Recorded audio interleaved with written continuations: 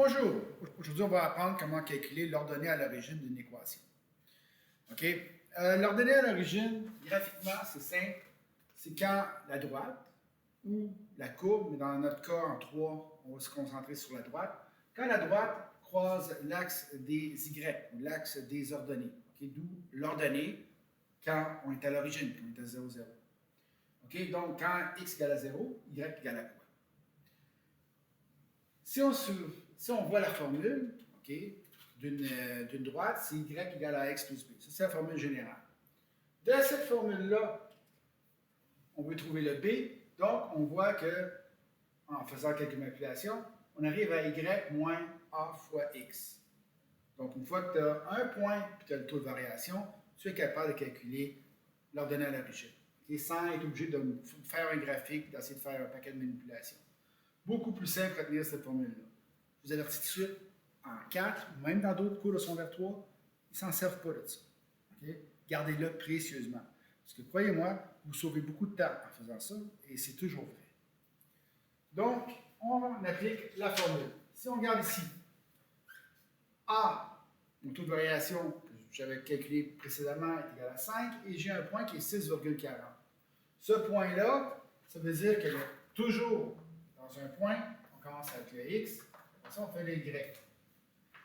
Donc, 6, c'est mon x, 40, c'est mon y, A, c'est 5. J'ai tout ce qu'il faut pour calculer mon b. Donc, si je me fie sur la formule, b va être égal à y moins a fois x. Je remplace y par mon 40, moins, parce que c'est toujours la formule.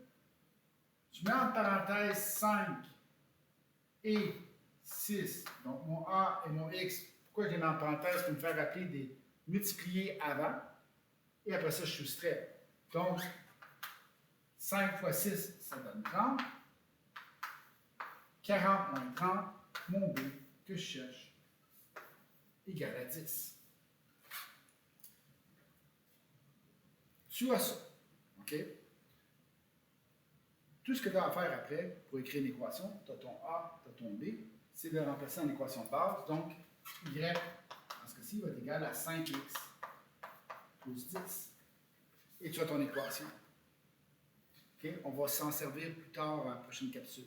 Mais juste voir qu'une fois que tu as ton A et ton B, tu as l'équation de niveau. Okay? Donc, je répète, juste voir, après ça, on va faire votre exemple. Si tu as bien suivi, A égale à 5, x égale à 6, y égale à 40, c'est 40 moins 5 fois 6. Tu peux le faire directement sur ta calculatrice au 30%. Hein? Si tu suis les opérations, 40 moins 5 fois 6 égale, ça donne directement 10. Okay, sans passer par les étapes intermédiaires. C'est plus pratique. Et une fois que tu as ton B puis ton A, tu peux écrire l'équation d'une droite qui est définie ici, y égale à 5x plus 10. On va faire la même chose ici. Okay? Encore une fois, j'ai mon A, je cherche mon B. Donc, c'est y moins a fois x. Ce qui va être, dans ce cas-ci, y, on sait que c'est moins 60. Moins, entre parenthèses, mon a, c'est moins 8. Fois mon x, qui est 15. Si j'y vais tranquillement, pas vite, parce que c'est comme encore une fois, si tu fais ça dans sa calculatrice, tout en passant, si tu fais un fois les deux. OK? Si tu fais ça directement sur ta calculatrice, tu as déjà la réponse. On va le faire graduellement.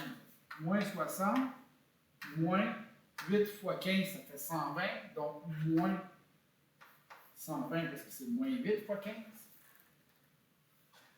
Moins 60, moins 120, c'est moins 60 plus 120.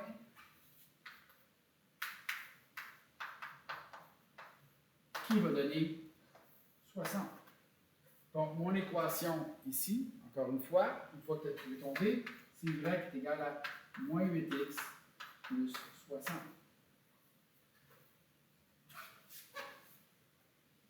Ici, je marque toujours les équations parce que c'est plus pratique quand tu auras ton B. Mais des fois, il y a des questions qui demandent juste c'est quoi ton ordonnée à l'origine. À ce moment-là, tu réponds juste 60. Okay? Et encore une fois, si tu as un graphique, tu es capable de lire sur le graphique, clairement, tu n'as pas besoin de calculer. Okay? Tu regardes la droite, tu regardes là où est-ce que la droite croise l'axe des Y et tu marques la réponse. Okay? Sans être obligé de calculer. Mais s'il donne juste des points et un taux de variation, c'est ça qu'il faut qu'on fasse. Donc, j'espère que vous avez appris comment calculer l'ordonnée d'origine. On va voir à la prochaine capsule, à partir de 2 points, comment trouver une équation. On va revoir ces deux techniques-là. Taux de variation, comment calculer, et l'ordonnée d'origine, comment calculer, pour arriver à un tout, autrement dit l'équation. Jusqu'à là, bonne chance pour les exercices et à la prochaine.